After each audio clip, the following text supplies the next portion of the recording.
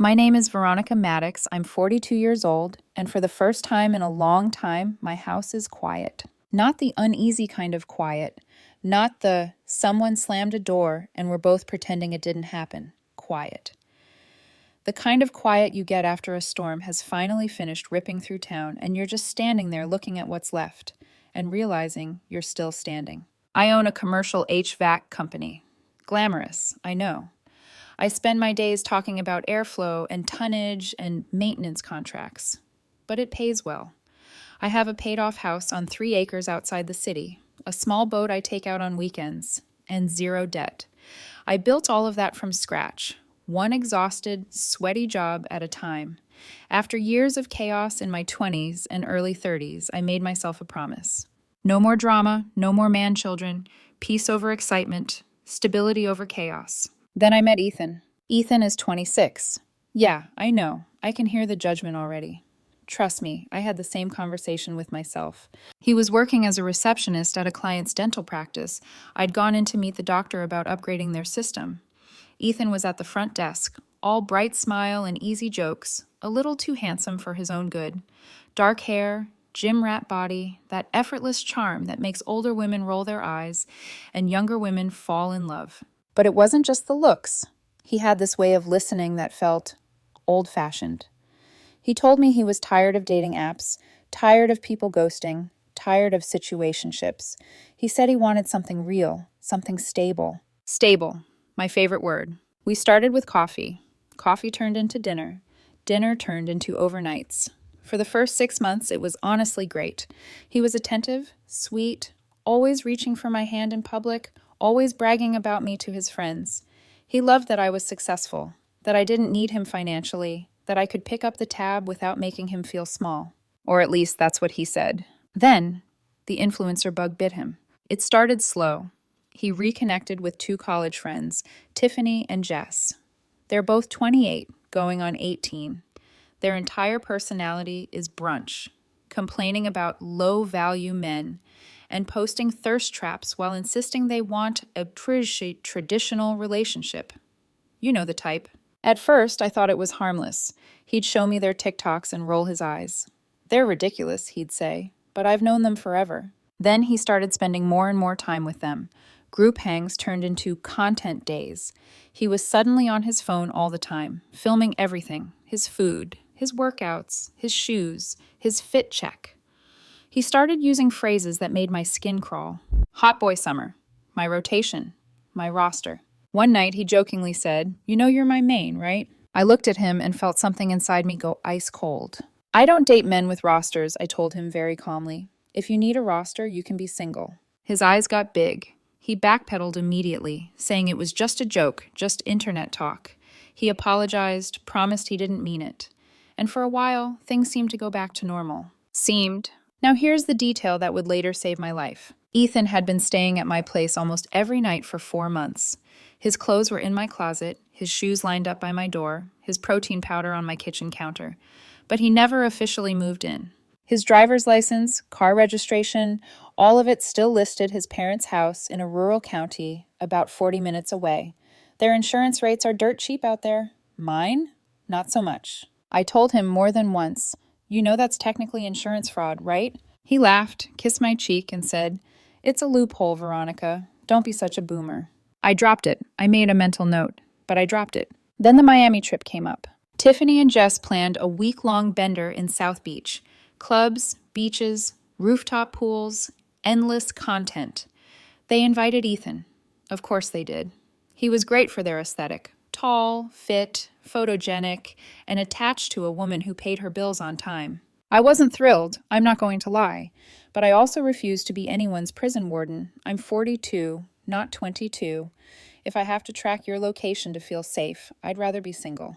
I trust until you give me a reason not to, I told him. And I meant it. The conversation that ended us happened on a Tuesday evening. I was out on the patio grilling steaks. It was one of those golden hour evenings where everything is warm and soft and you almost forget people can be cruel. I had a glass of red wine on the table, my hair pulled up, apron on. Domestic, in my own way. Ethan walked out holding his own glass of wine. He leaned against the railing, looking nervous. but also excited, like a kid with a secret. "Babe," he said. I flipped a steak. "What's up?" "So the girls and I have this rule for the trip. Red flag." My hand tightened around the tongs. "A rule?" I asked. "What kind of rule?" He took a sip of wine, gathering courage. "It's like a single guy summer vibe," he said. "Just for the week." I stared at the grill, at the fat sizzling on the meat. "Explain." "We want to feel completely unattached," he said, a little too fast now. "Just for the week, to recharge our independence. So, I don't want you to text me and I won't text you. No checking in, no goodnight calls. I just want to dance and have fun without worrying about my phone. It'll make me miss you more." He smiled, like he'd just suggested we try a new restaurant. "You need to feel single?" I asked. "Yeah," he said, gritting. "It's healthy to have space. Tiffany said you'd probably freak out about it, but I told her you're cool." There it was. In my 20s, I would have argued. I would have cried, gotten defensive, tried to negotiate. I would have given a speech about respect and boundaries and commitment, and he would have nodded and promised, and then gone to Miami and done whatever he wanted anyway. I am not in my 20s anymore. Instead, I just looked at him, really looked at him. 26 years old. A man who loved the security of my wallet and my home, but wanted to play influencer bachelor in Miami. A man who kept his legal address at his parents' house to save a few bucks, but wanted the lifestyle of a man who'd actually built something. My brain connected the dots like a crime board. Miami, party capital, toxic single friends, no contact rule. Feel single. Don't text me. He wasn't just asking for space. He was asking for a hall pass. Maybe he wasn't planning to sleep with someone, although let's be honest, that was on the table. But he definitely wanted to flirt, get free drinks, and act single without having my name pop up on his phone and remind him he was betraying someone who loved him. I turned the burner off and set the tongs down. The sizzle died. "Okay," I said. He blinked. "Okay?" "You want to be single for the week," I said slowly. "I understand." His whole face lit up with relief. "I told them you'd be chill," he laughed. "You're the best, V. Seriously, most women my age would throw a fit." "I'm very cool," I said, and I meant it in a way he didn't understand. "Go have fun." He came over, kissed my cheek, wrapped his arms around my waist. I let him.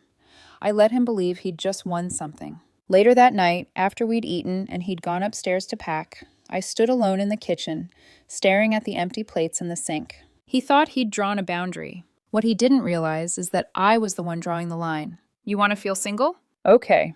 I rinsed the dishes, loaded the dishwasher, and wiped down the counter with slow, controlled movements. On the outside, I was calm.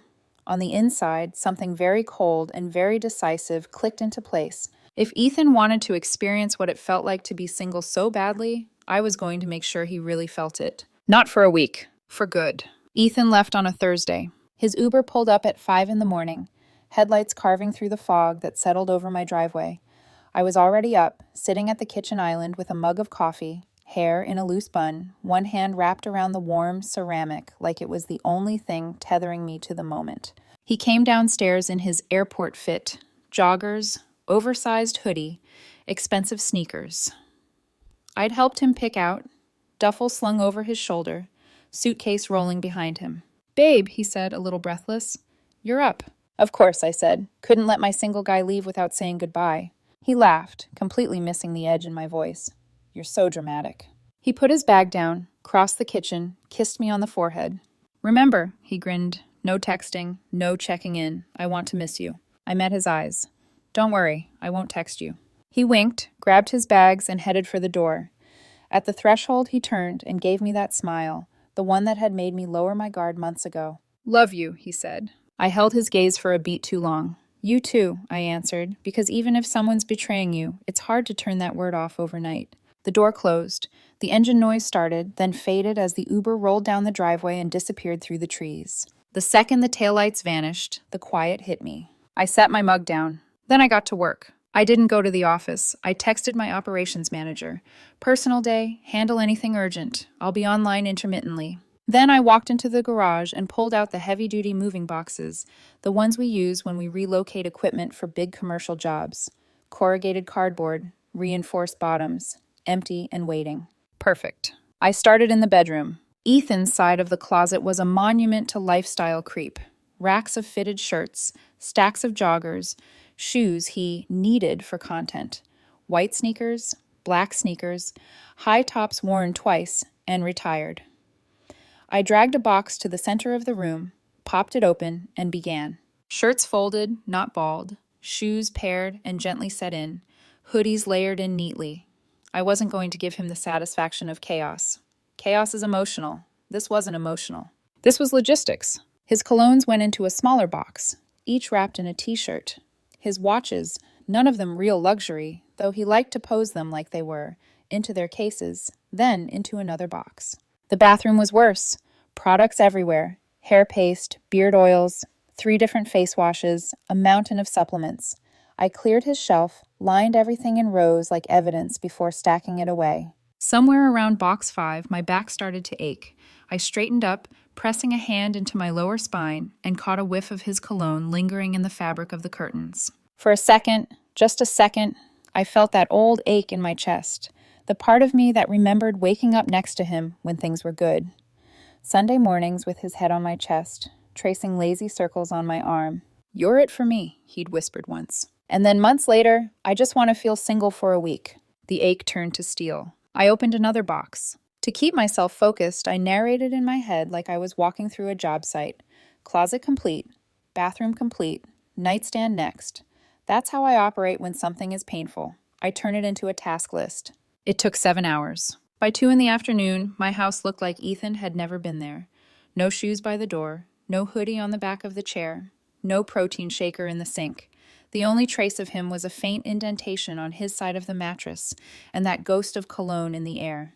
I stripped the bed and tossed everything into the washer. Then I loaded the boxes into my truck. 15 boxes, each labeled in black marker. Clothes, shoes, bathroom, electronics, Miss C. I strapped them down with bungee cords, climbed into the driver's seat, and started the engine. The drive to his parents' place is a straight shot down the highway, then a turnoff onto a 2-lane road flanked by fields and scattered houses. I'd made that drive enough times that I could have done it with my eyes closed. As I pulled into their gravel driveway, I saw Bob in the open garage, hunched over a lawnmower, grease on his hands, country music drifting out from an old radio. He looked up when he heard my truck. When he recognized it was me, his face shifted from surprised to wary. "Veronica," he said, wiping his hands on a rag as I killed the engine. "Ethan already left for the airport. Did he forget something?" "Sort of," I said, stepping out. His eyes moved to the back of my truck, to the boxes. His shoulders dropped. He caught himself, corrected quietly. "His things?" "Yeah," I said, "all of them." He stood there for a moment, rag in hand, like he was replaying a conversation in his head. The country song on the radio hit a chorus about heartbreak. It felt almost too on the nose. "What happened?" he finally asked. I met his eyes. "He told me he needed to feel single for his trip," I said. "Wanted no contact, wanted to act unattached, so I decided to give him exactly what he asked for." Bob blew out a long, tired breath, the kind of sigh that doesn't start in the lungs but in the bones. "Does he know?" he asked. "Not yet," I said. "He'll find out when he comes back and his key doesn't work." Bob looked at the boxes again, at my face, at the house behind him. Then he nodded once, slow. "All right, let's get him in the garage."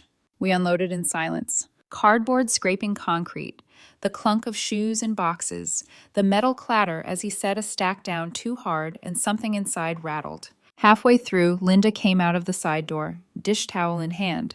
"Veronica?" she called, confused. "What's going on? Is Ethan okay?" "He's fine," I said. "These are his things." Her eyes darted between me and the boxes. "His things?" Her voice wavered. "Did you two fight?" "No fight," I said, sliding a box labeled bathroom against the wall. "He told me he wanted to be single in Miami. I decided to make it permanent here." "But he was going to move in with you officially next month," she said, looking horrified. "He was talking about changing his address, getting on the deed eventually. You two were so good together." I gave a humorless little smile. "Well," I said, "now he doesn't have to pack." Linda's eyes filled with tears. Bob put a hand on her shoulder, the tiniest shake of his head. There was more in that gesture than any words could carry. We knew this was coming. We just didn't know when. We finished unloading. I closed the tailgate. Bob stuck his hand out. "For what it's worth," he said, voice low, "I'm sorry." "Not your fault," I replied. "You've got enough on your plate." We shook hands. I got back in my truck, back down the driveway, and watched the two of them in my rearview mirror. Parents standing in a garage full of their grown sons' things, looking like they'd just been handed back a problem they thought they'd successfully outsourced. On the drive home, I called a locksmith. He arrived around 4:30. Middle-aged guy, tool belt, polite. I showed him every exterior door, the garage keypad, the alarm panel. I didn't overshare. I didn't need to. He's seen things. You can tell by the way tradesmen move through a house. Break up? He asked casually as he worked. Boundary, I said. He nodded like he understood that language better than any other. $300 later, every lock was rekeyed. I reset the garage code myself, deleting Ethan's old number combination. On the alarm panel, I pulled up the user list and removed his profile. The little digital version of him vanished with a beep. Then I did the digital cleaning. I opened my Netflix account and removed his profile, the one with all the dumb action movies and reality shows. Gone. I logged into the credit card he used for groceries and gas, removed him as an authorized user, and checked the balance. No charges from Miami. Good. I logged into my toll account and deleted his car from the authorized list. Every click felt like cutting a thread. By the time the sun set, the house was different. Not just physically, energetically. The air felt still in a way it hadn't in months, like it was exhaling now that it didn't have to brace for whatever Ethan was going to do next. I poured myself a glass of bourbon, turned off the overhead lights, and sat on the couch with only a floor lamp on. The house hummed softly. The fridge, the distant whoosh of the HVAC I installed myself. Then I picked up my iPad and opened Instagram. I don't follow Ethan from my main account. I'm too old to play those games with myself. But I have a burner I use to keep tabs on competitors in my industry, and Ethan's profile is public. His stories were already up. First clip, airport bar, 10 in the morning.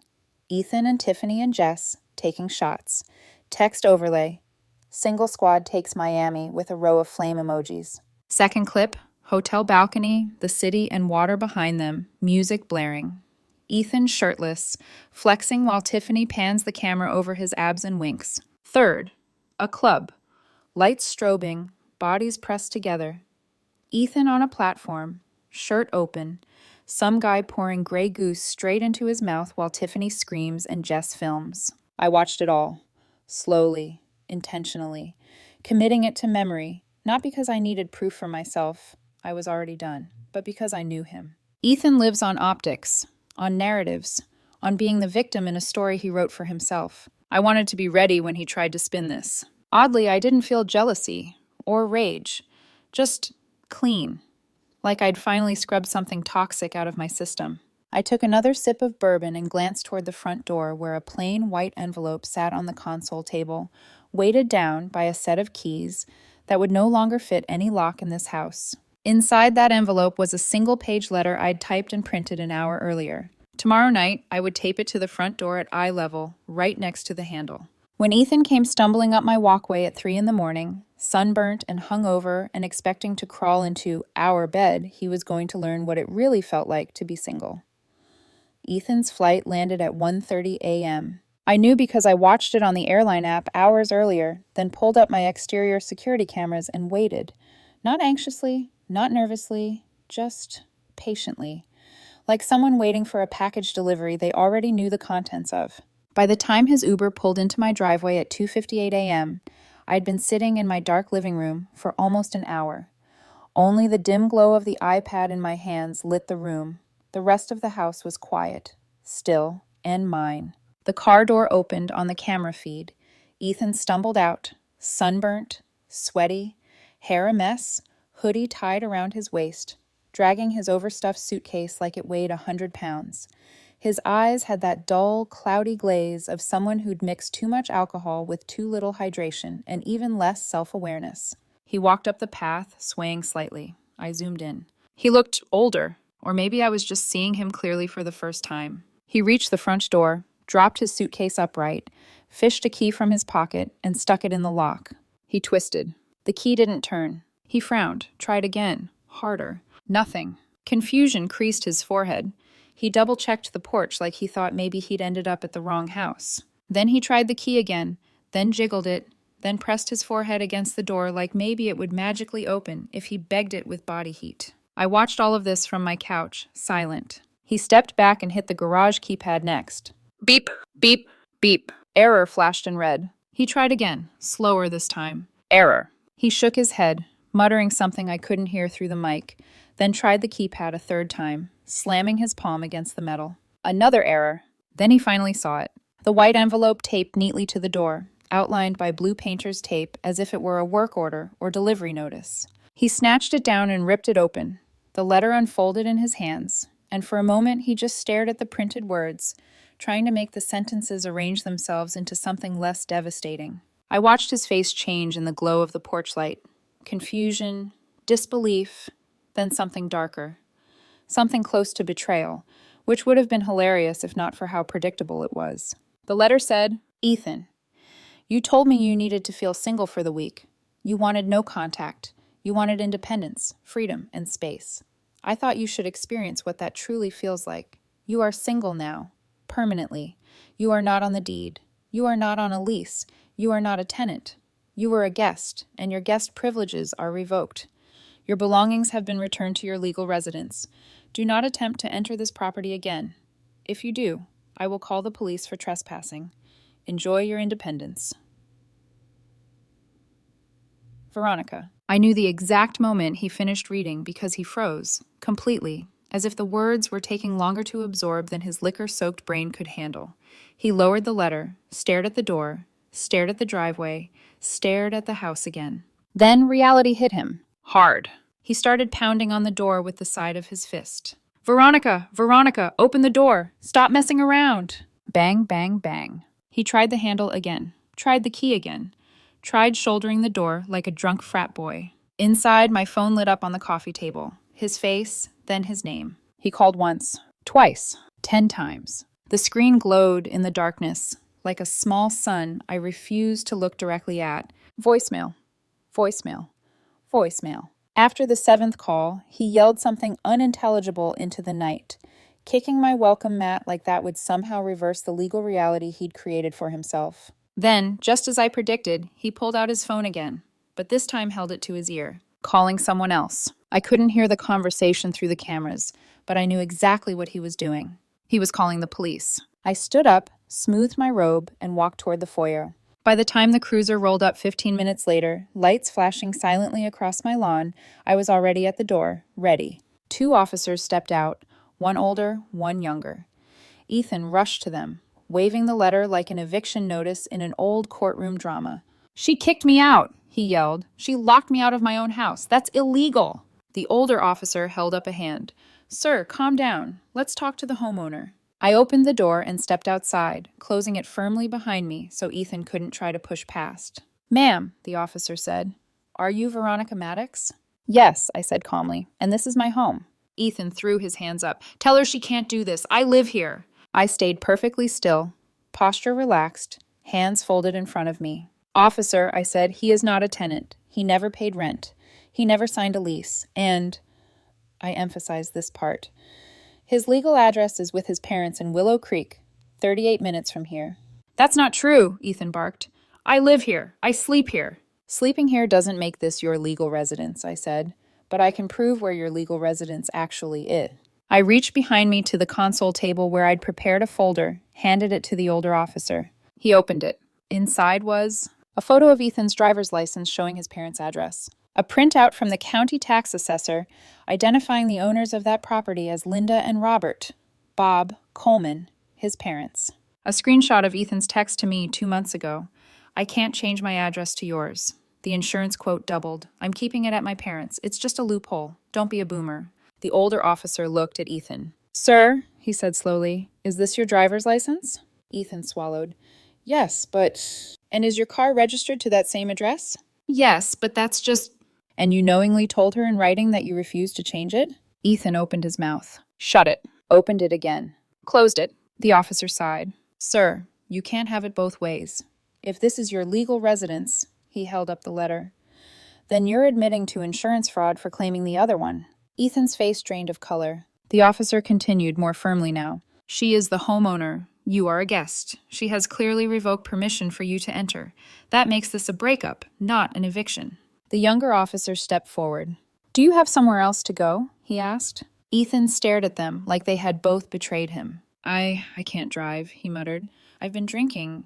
We can call you a taxi, the officer said, but you can't stay here tonight. Ethan slowly, reluctantly turned to look at me. His eyes weren't angry anymore. They were wounded. Betrayed. Like I was the one who'd broken something. You set me up, he whispered. You planned all of this. I tilted my head.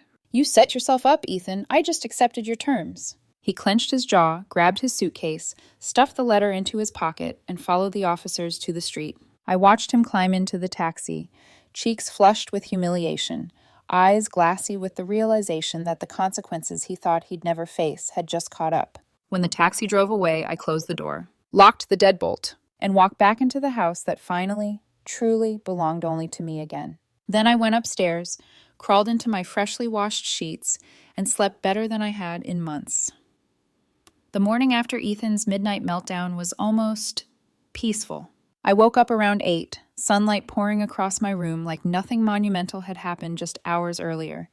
I lay there for a moment, listening to the quiet hum of the HVAC system I had installed myself. The perfect metaphor for my life, steady, controlled, maintained by me and me alone. Then I picked up my phone. 53 missed calls. Ethan, 14. Linda, 6. Tiffany, 9. Jess, 7. Kyle, 10. 2 unknown numbers. Likely burner numbers he used when I stopped answering. No voicemails, all texts. I didn't open any of them. I didn't need to. People who panic don't leave voicemails. Panic is impulsive, childish, and loud. I set the phone face down, brushed my teeth, tied my hair up, and went to the gym. It was the best workout I'd had in months. When I drove back home, the peaceful morning air evaporated the second I turned into my driveway and saw a lifted truck idling across the entrance like some kind of territorial challenge. Kyle, Ethan's 24-year-old younger brother, gym bro, protein shake philosopher, works at a supplement store and thinks that makes him a life coach.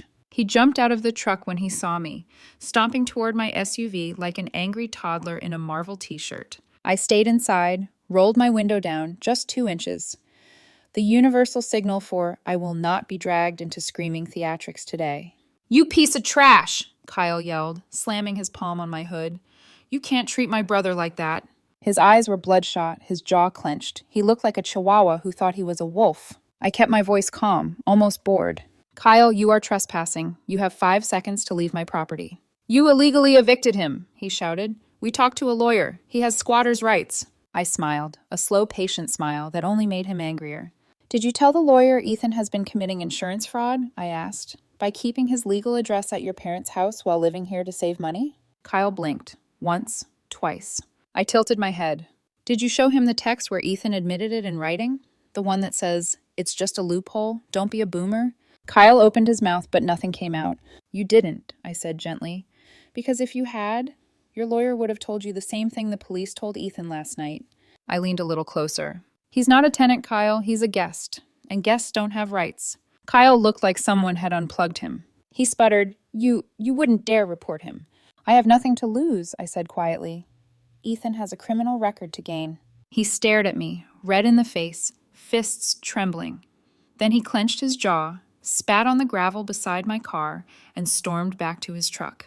He peeled out so fast he kicked dust across my windshield. I watched him go, didn't flinch, didn't get out, didn't celebrate. I simply lifted my phone, tapped block number, and drove into my garage. The text from Ethan. That afternoon, after a shower and some lunch, I finally checked my texts. There it was, a wall of text from Ethan. Paragraphs, frantic spacing, emotional landmines scattered everywhere. Ethan, Veronica, please, you're overreacting. The single thing was just a phrase, just a joke. I didn't cheat, I danced. That's it, I was just having fun. I love you. I didn't mean any of it like that. I was trying to fit in with the girls. Please let me come home. I don't want to stay at my parents'. They're making me sleep on the couch. This is insane. You're being cruel. This isn't the woman I fell in love with. Just talk to me. I read it twice. Then I scrolled to the screenshot I saved, the one from his own Instagram story. The video Tiffany posted of him on a VIP table while a guy poured Grey Goose straight into Ethan's open mouth as Ethan gripped the guy's hair for balance. I sent it to him. Underneath, I typed, "This isn't the man I fell in love with either." I hit send. 10 seconds later, he blocked me, then unblocked me, then sent. Ethan, You were watching my stories? You said you wouldn't check on me. You broke the trust first. The audacity almost made me laugh. I blocked him. For real this time. The legal threat. 2 days later, just as I was settling into this new life of silence, I received an email with a subject line that made me snort. Demand for immediate reinstatement of tenancy and compensation. His lawyer, and I use that term generously, claimed Ethan was entitled to immediate access to his home, reinstatement of his tenancy rights, $10,000 in emotional damages, and attorney's fees. I forwarded it to my lawyer, Ron. Ron is not cheap. Ron also does not play. He called me 20 minutes later, laughing. Does he realize, Ron said, that admitting to tenancy creates a paper trail of fraud charges longer than my mortgage documents? I don't think Ethan realizes anything, I said. Ron drafted the response and CC'd me. Ron, your client is not a tenant. He has no lease, paid no rent, and explicitly maintained legal residence elsewhere to avoid paying higher insurance premiums, which constitutes insurance fraud. Attached is a copy of his written admission. If your client persists in this frivolous claim, Ms. Maddox will be forced to file a report with the State Department of Insurance regarding his admitted fraud. Govern yourself accordingly. We never heard back. I figured the lawyer dropped Ethan the second insurance fraud appeared in writing. The social media war. When the legal route failed, Ethan turned to the only court he trusted, TikTok. He posted a shaky video from his childhood bedroom, puffy-eyed, hair unwashed, fake crying. Title: My narcissist ex kicked me out for going on a guy's trip. Oh, he told a story. He painted himself as a victim, said I was controlling, said I isolated him, said I threw him onto the street, said I destroyed his life. He did not mention the single guy summer speech, the no contact rule, the drinking competitions with strangers, the club videos, the actual reason he was kicked out, the insurance fraud. For about 2 hours, the comments were filled with, men deserve better. File a lawsuit. You should stay with your parents, King. Then something magical happened. Dave found the video. Dave is a contractor friend of mine. Zero filter. Hates liars more than he hates cheap materials. He commented, Isn't this the same Ethan who said he wanted to feel single for a week so he could hook up with Miami dudes? Thought you were grinding on some guy at E11. I saw the videos. He also added a stitched clip, a screen recording of Ethan's own Miami Instagram stories. The tide turned in minutes. Suddenly, the comments became, Receipts. He belongs to the streets. FAFO. Bro thought consequences didn't exist.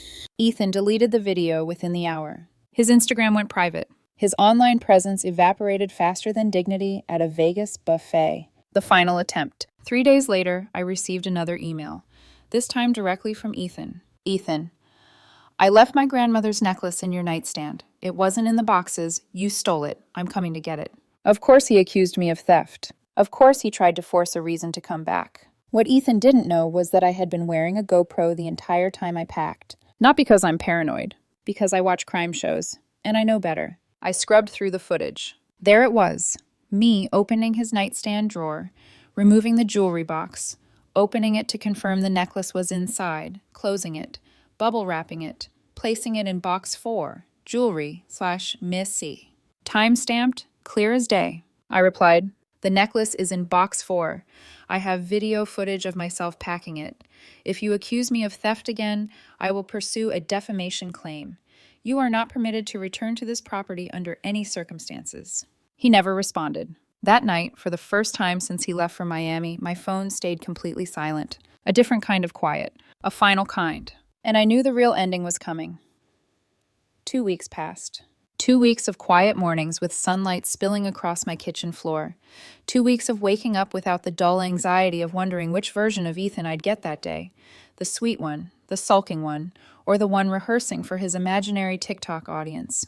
2 weeks of peace. I didn't realize how heavy he had been until he was gone, like taking off a weighted vest I'd gotten so used to I forgot I was wearing it. Then, on a random Tuesday, my phone buzzed with a message from a mutual acquaintance. Someone I wasn't close to, but close enough that she thought I wanted an update. I didn't. She sent it anyway. He's back at his parents', miserable. No car, no money, no Miami glow. Just thought you'd want to know. I stared at her message for a few seconds, then muted the conversation. I didn't need more updates. People like Ethan don't fade quietly. They echo. They seek validation. They gossip. They spiral. I wasn't interested in being part of his orbit anymore. But the image lingered. Ethan, back in his childhood bedroom, the same one he filmed his pathetic sob TikTok in. Posters still on the walls, LED lights still peeling off the ceiling, sleeping on the same mattress he bought at 19. It wasn't justice. It wasn't revenge. It was simply the equilibrium he chose, the consequences he earned. The acquaintance told me a few things before I muted her. The Miami trip had gone partially on his credit card. He'd assumed I would pay it off. The bill was due. He had no car because I'd returned the leased BMW the day after he left. He had no access to my accounts anymore. He was back to working full-time hours at the dental office. He was sleeping on the couch because his old bedroom smelled like energy drinks and broken dreams, according to his mother. I didn't ask for those details, but I can't say they weren't satisfying to hear. He wanted to experience independence? He was getting the raw, unfiltered version. The hardware store encounter. 3 days later, I ran into his father, Bob. I was in the hardware store picking up paint samples for my bedroom project. New color, new beginning. He was in the hammer aisle, reading labels like he was trying to decode a secret message from the universe. He looked tired, 10 years older than the last time I saw him. He glanced up and met my eyes. I almost turned down another aisle, but it was too late. "Veronica," he said, nodding. "Bob." For a moment, we just stood there with the awkwardness of two people who shared an inconvenient truth. We'd both supported a relationship with someone who wasn't ready to be in one. He cleared his throat. "She's driving us crazy," he muttered. "Won't stop crying. Blaming you. Blaming us. Says we ruined her life." It stunned me for a split second. Not because I didn't believe him, but because hearing it from a parent somehow made it more real. "She needs to grow up," I said softly. He nodded slowly. "She does. She really does." Then he looked at the hammers again, as if choosing one would fix his son. "I think you made the right call," he said. Truly. There was no triumph in his voice, no judgment, just resignation, the kind that comes from loving someone who refuses to grow. "I just wish," he added quietly, "that he wasn't my problem again." The words hit me harder than I expected. Ethan's own father saw what I had seen, understood what I had lived with, confirmed what I had suspected from the beginning. Ethan wasn't a partner. He was a project. And projects get exhausting. Bob gave me a tired smile, nodded, and walked away. I stood there in the hammer aisle for a long moment, letting his words settle into my bones. Then I picked the color I wanted for my bedroom, a slate blue with a gray undertone, and paid for it, feeling lighter than I had in years. Claiming my space back. The next few days were a soft rebirth. I repainted the bedroom. Gone was the beige Ethan said made the room neutral for content. I chose a moody, elegant slate blue, the kind of color that makes you breathe deeper. I bought new sheets, Egyptian cotton, soft, crisp, mine. I rearranged the furniture, changed the artwork, donated the throw pillows he insisted were aesthetic, replaced them with ones that matched my taste, not his. Every small transformation was a reminder. This space belongs to me, not a guest, not a boy pretending to be a man, me. The date. By the end of the second week, I felt something unfamiliar. Curiosity. Not about Ethan, about what came next. So when a colleague introduced me to someone, a man my age, 39, sharp-minded, a lawyer who owned his own home and didn't need to absorb mine, I said yes to drinks. We met at a quiet wine bar. He opened his own car door. He asked thoughtful questions. He listened like a grown man, not an aspiring influencer waiting for his turn to speak. Halfway through the evening, he asked, "How long have you been single?" I smiled into my glass. 2 weeks, I said. My last relationship ended recently. "What happened?" he asked gently. I took a slow sip, then replied, "He asked for a hall pass to feel single for a week," I said. So I gave him a lifetime pass. The man laughed, a deep, intelligent laugh that felt refreshing after months of Ethan's forced, performative cackles. "Smart woman," he said. "Boundaries are beautiful." "Yes," I answered, "they are." The final message. 3 nights later, I stood on my boat at sunset, docked at the marina, a light breeze coming off the water. Just me, just the ocean, just silence. I breathed in salt air and felt something loosen inside me, something that had been clenched for far too long. When someone tells you who they are, believe them. When someone tells you they need to feel single, let them. Let them feel it. Let them live it. Let the world show them what single actually means. When you remove the safety net,